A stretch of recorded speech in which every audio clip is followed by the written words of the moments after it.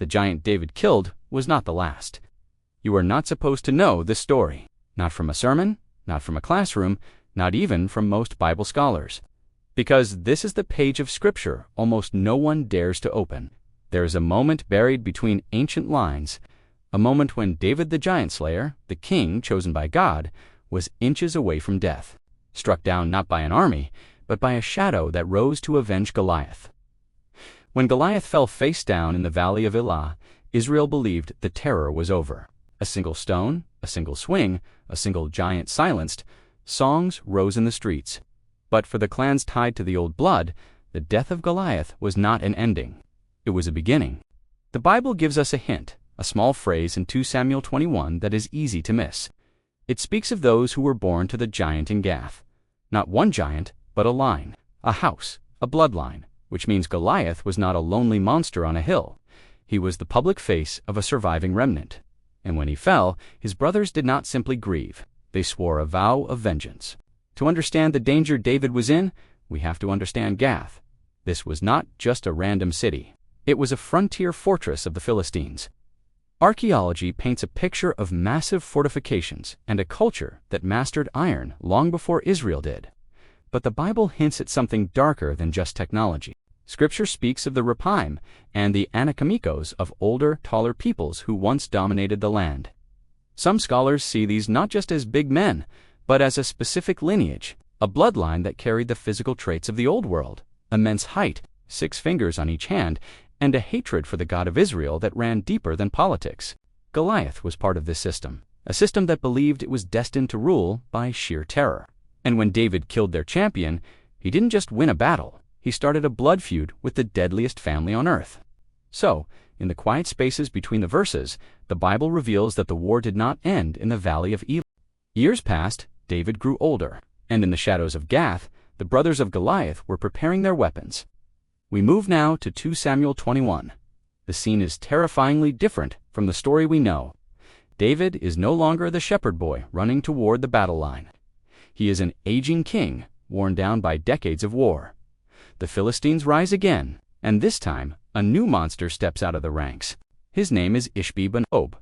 The text identifies him explicitly as one of the descendants of the giant. He carries a spearhead weighing 300 shekels of bronze. He is girded with a new sword, likely a masterpiece of ironwork that was centuries ahead of its time. He is not looking for a random soldier. He is looking for the king. The Bible records a chilling sentence. David grew faint. The giant slayer is slowing down. His vision is blurring. His arm is heavy, and Ishbi-Benob sees it. This was the moment the giants had waited for. The text says the giant thought to kill David. He wasn't just posturing. He had the tactical advantage. For the first time in Scripture, the lamp of Israel is flickering. The man who wrote the Psalms is about to be extinguished by a beast from Gath, but the story does not end in tragedy, because David was not alone. In the split second before the spear could strike Abishai, the son of Zeruiah David's ruthless and loyal nephew, the danger he rushes the gap.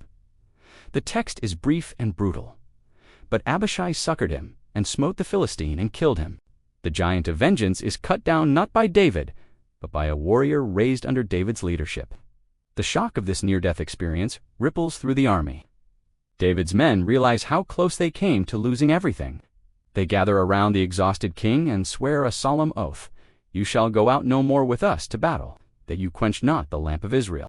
They are not just protecting a man, they are protecting a covenant.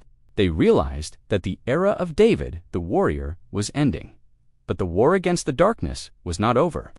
After Ishbi-Benob fell, the floodgates opened. Scripture records 3 more battles that followed in rapid succession. First, a giant named Seph struck down by Sibbecai. Then, another giant, the brother of Goliath, killed by Elhanan. And finally, the most unsettling of them all, a warrior of great stature with 6 fingers on every hand and 6 toes on every foot, 104 in number.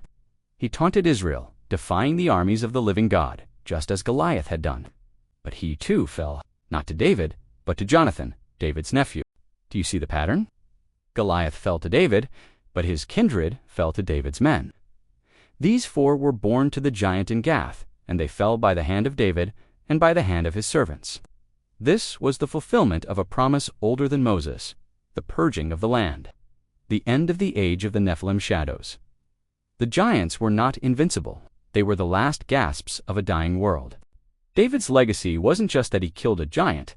It was that he raised a generation of giant killers who could finish the war he started. The shadows of the ancient world were finally driven out, not by magic, but by faith passed down from father to son, from king to soldier. The lamp of Israel did not go out, it only burned brighter.